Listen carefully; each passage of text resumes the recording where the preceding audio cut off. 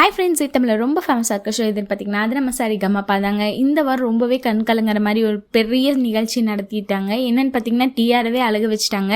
மேடை கூட்டிகிட்டு வந்து ஒரு குட்டி பையனுக்கு அழகான முருகர் வேஷம் போட்டு முருகர் மாதிரியாக வந்து அவனும் இறங்கியிருந்தான் கையில் வேலோட.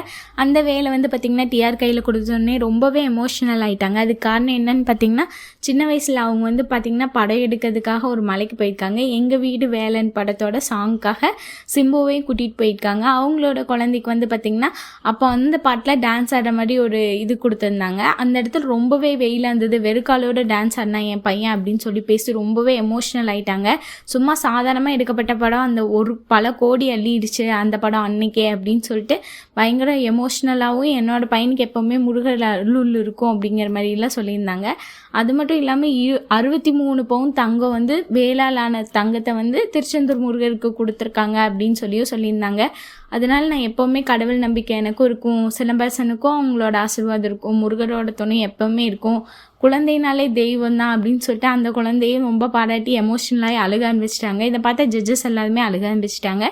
மேலும் சரிகமபாவில் வந்து யார் வந்து டாப் 2க்குள்ளே போவாங்கன்னு தெரியலங்க. இப்படி எமோஷ்னலாக பயங்கர அட்டாச்மெண்ட்டாக ஷோ கொண்டு போயிட்டுருக்காங்க. இந்த வாரம் வந்து யார் டாப் 2க்குள்ளே போவாங்கன்னு மறக்காமல் கமெண்ட் பண்ணுங்கள்.